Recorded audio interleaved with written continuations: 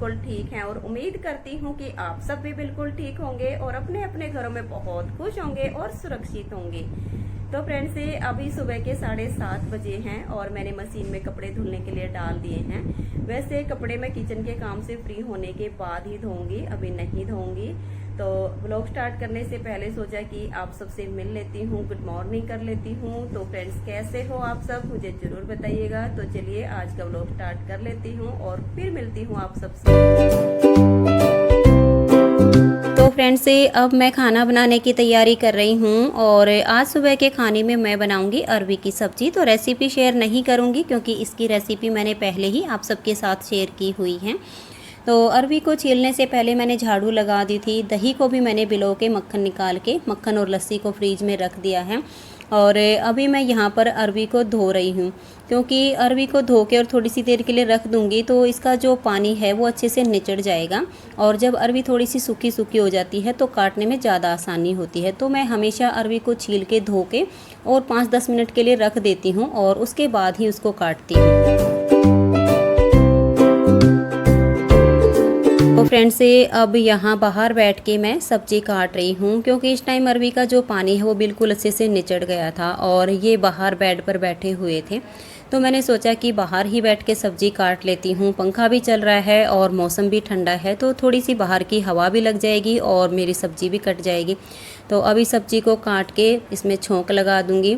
सब्जी बनेगी तब तक के साथ आटा लगा दूंगी। थोड़े से बर्तन पड़े हैं उनको साफ़ कर दूंगी और फिर फटाफट रोटी बना के सबको खाना खिला दूंगी। और खाना खाने के बाद ही इस बेड को अंदर करेंगे। अब इसका जो फेविकोल है वो काफ़ी हद तक सूख चुका है और मशीन में मैंने कपड़े धुलने के लिए डाले हुए हैं तो एक बार के कपड़े धुल चुके हैं। तो किचन के काम से फ्री होने के बाद फिर मैं अपने कपड़े धोने लग जाऊंगी।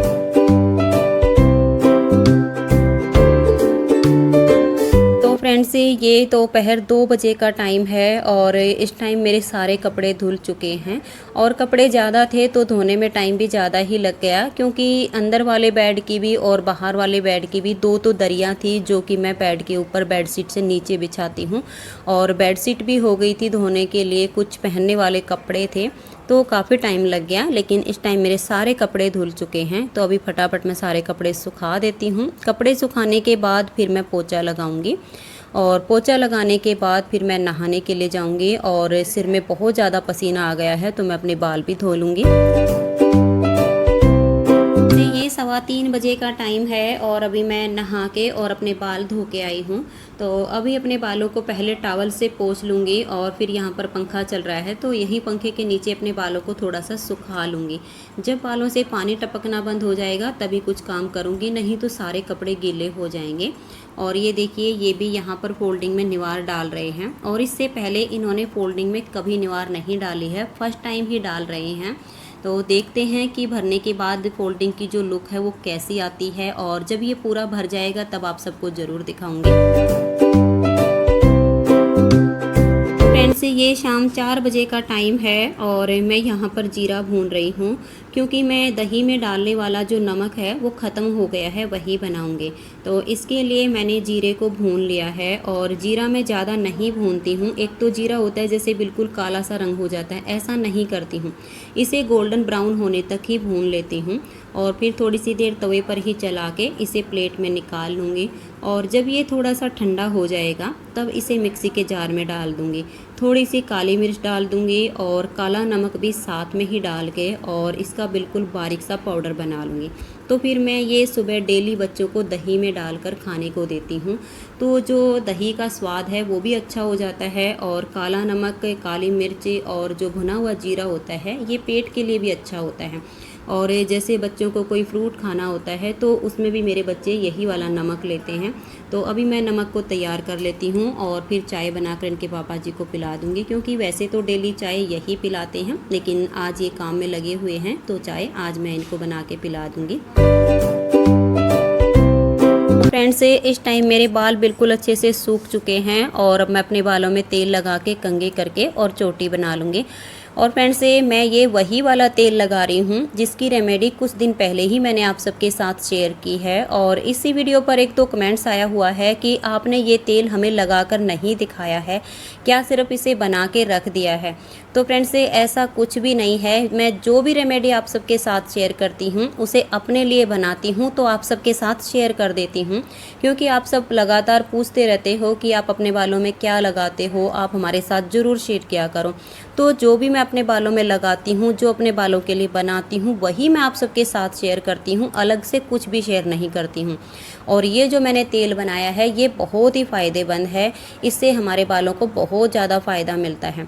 अगर आप इस तेल को बाल धोने के बाद नहीं लगा सकती हैं तो बाल धोने से 2-3 घंटे पहले इसकी मसाज कर सकती हैं, तो भी आपके बालों को बहुत ज़्यादा फ़ायदा मिलेगा।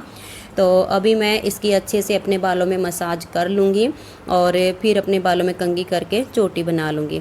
और फिर मुझे एक नीटिंग की वीडियो भी बनानी है, तो अपने बालों में कंघी करने के बाद फिर मैं एक नीटिंग की वीडियो बनाऊँगी। और वीडियो बनाने के बाद फिर आप सबके साथ बैठकर थोड़ी सी देर बात करूँगी। हेलो फ्रेंड्स, कैसे हैं आप सब? हम सब तो बिल्कुल ठीक हैं और उम्मीद करती हूँ कि आप सब भी बिल्कुल ठीक होंगे और अपने अपने घरों में बहुत खुश होंगे और सुरक्षित होंगे। तो फ्रेंड्स ये मेरी एक सब्सक्राइबर हैं जिनका नाम काजल है और इनकी आईडी कुड़ी पंजाबन के नाम से बनी हुई है। तो काजल जी का आज जन्मदिन है। तो डियर काजल, आपको जन्मदिन की बहुत बहुत शुभकामनाएं। और मैं परमपिता परमात्मा के चरणों में प्रार्थना करती हूँ कि आपकी सभी मनोकामनाएं पूरी हो जाए और आपको जीवन में खुशियाँ ही खुशियाँ मिले। और मेरी एक और सब्सक्राइबर हैं जिनका नाम है सुमन, और सुमन जी ने कमेंट्स करके मुझसे कहा है कि वीडियो में मेरा नाम लेना, तो मुझे बहुत अच्छा लगेगा। तो डियर सुमन, आपको दिल से बहुत बहुत थैंक यू इतना प्यार देने के लिए, और उम्मीद करती हूँ कि आप अपना प्यार मेरे साथ इसी तरह से बनाए रखेंगी। और मेरी एक सब्सक्राइबर का कमेंट्स आया हुआ है कि दीदी आपने बहुत दिनों से कोई कथा नहीं सुनाई है, कोई साखी नहीं सुनाई है, तो आज की वीडियो में कोई अच्छी सी साखी सुना दीजिए। तो डियर, आज मैं आपकी रिक्वेस्ट ज़रूर पूरी करूंगी, क्योंकि कल की वीडियो पर एक ऐसा कमेंट्स आया हुआ है जिसे पढ़कर मुझे बिल्कुल भी अच्छा नहीं लगा, क्योंकि उन्होंने ये लिखा हुआ है कि ना तो तुम्हारे सतगुरु काम आएंगे और ना ही तुम्हारा धर्म काम आएगा।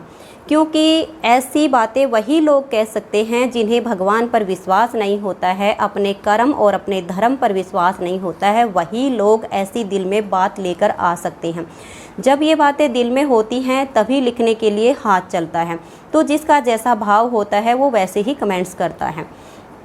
तो आज मैं आप सभी को संत रामदास जी की एक साखी सुनाऊंगी। तो संत रामदास जी का एक शिष्य था और वो अपने गुरु की बहुत सेवा करता था और अपने गुरु को बहुत मानता था, और अपने गुरु की सेवा करते हुए भिक्षा भी वो खुद ही लेकर आता था। तो जिस घर के दरवाजे पर वो भिक्षा लेने के लिए जाता था तो वहाँ पर खड़ा होकर वो एक ही बात बोलता था कि समर्थ गुरु की जय, भिक्षाम देहि। तो ऐसे करते हुए वो 4 से 5 घरों से भिक्षा लेकर आता था, तो उसका और उसके गुरु का जो खान पान है वो उसमें तैयार हो जाता था। तो ऐसे ही उसका एक नियम बना हुआ था, वो जिस किसी के दरवाजे पर जाता तो वहाँ जाकर वो एक ही शब्द बोलता था कि समर्थ गुरु की जय, भिक्षाम देहि। एक दिन वो एक तांत्रिक के दरवाजे पर चला गया और वहाँ जाकर भी उसने यही शब्द दोहराया कि समर्थ गुरु की जय, भिक्षाम देहि। अब ये सुन के तांत्रिक को बहुत ज़्यादा गुस्सा आया कि मेरे होते हुए ऐसा कौन समर्थ गुरु आ गया है कि ये भिक्षा मांगने वाला उसकी जय बोल रहा है। अब गुस्से में होकर तांत्रिक अपने घर के दरवाजे पर आया, और जब वो बाहर आया तो शिष्य ने फिर से वही दोहराया कि समर्थ गुरु की जय, भिक्षाम देहि। अब तो उसको और भी ज़्यादा गुस्सा आया और तांत्रिक बिल्कुल लाल पीला हो गया और कहा कि मेरे होते हुए तुम किस गुरु की जय बोल रहे हो? मैं तुम्हें श्राप देता हूँ कि कल का सूरज तुम नहीं देख पाओगे, सूरज निकलने से पहले तुम्हारी मौत हो जाएगी।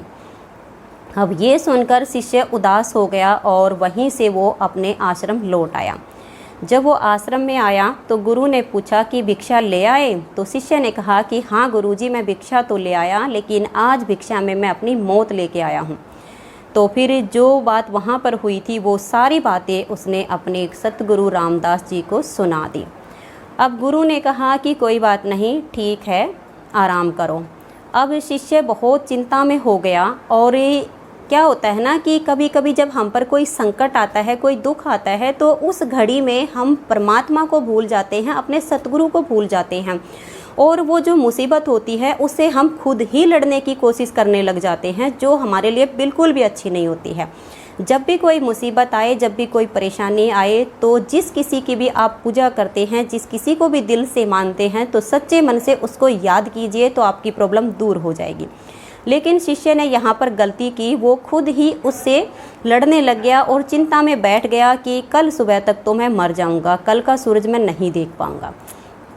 अब शिष्य को ऐसे चिंता में बैठे देखकर गुरु रामदास जी ने कहा कि शिष्य इधर आओ, मेरे पैर दबा दो। तो शिष्य ने कहा कि ठीक है गुरुजी, वैसे भी मैं तो आज रात तक ही जीवित हूँ, कल सुबह जब सूर्य निकलेगा तो तब तो मेरी मौत हो जाएगी, तो आज रात मैं आपके पैर दबा के सेवा का जो लाभ है वो लेना चाहता हूँ।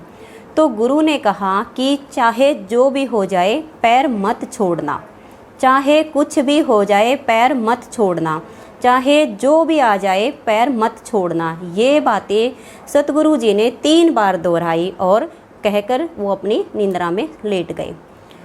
अब शिष्य पैर दबाने लगा और जब आधी रात के 12 बजे तब तांत्रिक ने, जो तांत्रिक क्रियाएं करता है, उसने वो क्रियाएं करनी शुरू की और अपनी तांत्रिक क्रिया से उसने एक देवी को प्रकट किया और उसे सोने चांदी के जेवर जो होते हैं उनसे एक थाल भर के दिया और उसको उसे मारने के लिए भेजा।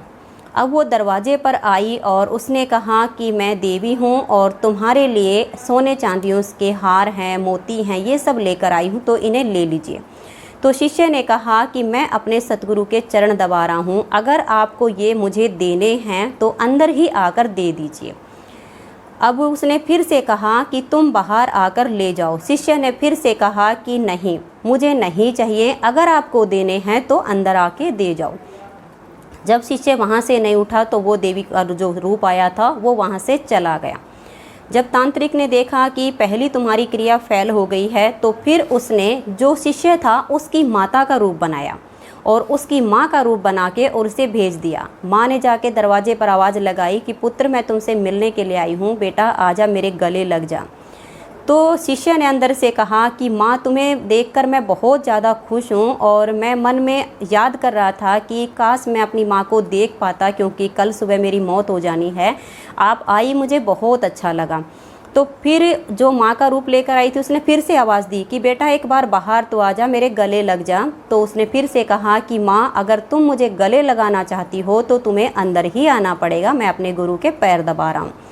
अब ये सब सुन के वो जो माँ का रूप आया था वो भी वापस चला गया। अब तांत्रिक ने देखा कि तुम्हारी 2 क्रियाएं फैल हो चुकी हैं। अब उसने अपना लास्ट का जो उसका यंत्र था उसे लगाया। उसने इस बार काल रूप को प्रकट किया और उसे मारने के लिए भेज दिया। अब इतनी हिम्मत काल की भी नहीं थी कि सतगुरु के होते हुए वो अंदर जाके शिष्य को मार सके या उसको हाथ भी लगा सके। तो उसने दरवाजे पर आवाज़ लगाई कि मैं काल हूँ, तेरी मौत हूँ, तुझे मारने के लिए आया हूँ, तू बाहर आ। तो शिष्य ने कहा कि चाहे जो हो जाए मैं अपने गुरु के चरण छोड़कर बाहर नहीं आऊँगा। उसने फिर आवाज़ लगाई कि तुझे बाहर आना ही पड़ेगा। फिर शिष्य ने कहा कि गुरु के चरण तो मैं नहीं छोड़ूंगा, मैं नहीं आऊँगा। उसने 3 बार आवाज़ लगाई, शिष्य नहीं गया, तो वो काल भी वहाँ से लौट गया। अब वो भी चला गया। सुबह हो गई, गुरुजी उठे और कहा कि सुबह हो गई। तो शिष्य ने कहा कि हाँ गुरुजी, सुबह हो गई है। तो गुरुजी ने कहा कि तुम तो कह रहे थे कि जैसे ही सूरज निकलेगा तो मेरी मौत हो जाएगी, लेकिन तुम तो जीवित बैठे हो। तो शिष्य ने कहा कि हाँ गुरुजी, मैं जीवित हूँ और अपनी बात पर मैं शर्मिंदा भी हूँ, क्योंकि मैंने तांत्रिक की बात का विश्वास किया और यहाँ पर मैंने अपने गुरु पर विश्वास नहीं किया। एक बार भी मन में ये विचार नहीं किया कि तांत्रिक से ज़्यादा ताकतवर, ज़्यादा शक्तिशाली मेरे सतगुरु हैं। जो परमपिता परमात्मा भी नहीं दे सकते वो मेरे सतगुरु दे सकते हैं, क्योंकि परमात्मा हमें प्रकृति के नियम के अनुसार देते हैं और सतगुरु हमें बिना अंत के, जिसका कोई भी अंत नहीं है, वो सब कुछ हमारे सतगुरु हमें देते हैं। विधि के विधान को हमारे सतगुरु बदल सकते हैं, परमपिता परमात्मा नहीं। तो फ्रेंड्स, आप चाहे किसी देवी की पूजा करते हो, चाहे किसी भी प्रतिरूप की आप पूजा करते हो, चाहे अपने सतगुरु को मानते हो, विश्वास इतना कीजिए हद से ज़्यादा। जब भी आप पर कोई मुसीबत आए तो अपने सतगुरु को, अपने परमपिता परमात्मा को याद कीजिए, आपकी सभी मुसीबतें दूर हो जाएंगी। और यहाँ पर मैं उस बहन को ये कहना चाहूँगी कि मेरे सतगुरु मेरे लिए जो करते हैं, जो देते हैं, वो तो तुम सोच भी नहीं सकती हो बहन कि मेरे सतगुरु क्या देते हैं, क्या नहीं देते हैं। मेरे सतगुरु ने तो मुझे बहुत कुछ दिया है और बहुत मान सम्मान मेरे सतगुरु ने मुझे दिलाया है। वरना एक टाइम ऐसा था कि कोई भी ऐसा नहीं था कि जो ये बात माने कि मुझे भी कुछ आता है, और आज हर कोई मेरी इज्जत करता है, और ये इज्जत, ये मान सम्मान मेरे सतगुरु ने ही मुझे दिलाया है। तो आप अपने प्रभु पर विश्वास कीजिए। तो फ्रेंड्स, आज की इस वीडियो में इतना ही। अगर वीडियो पसंद आई हो तो इसे लाइक कर दीजिए, अपने सभी फ्रेंड्स ग्रुप में इसे शेयर कर दीजिए। चैनल पर नए हैं, सब्सक्राइब नहीं किया है तो चैनल को सब्सक्राइब करके बेल आइकन को ज़रूर प्रेस कीजिएगा। तो फ्रेंड्स, आज की इस वीडियो में इतना ही। मिलते हैं नेक्स्ट वीडियो में, तब तक के लिए नमस्कार, बाय बाय।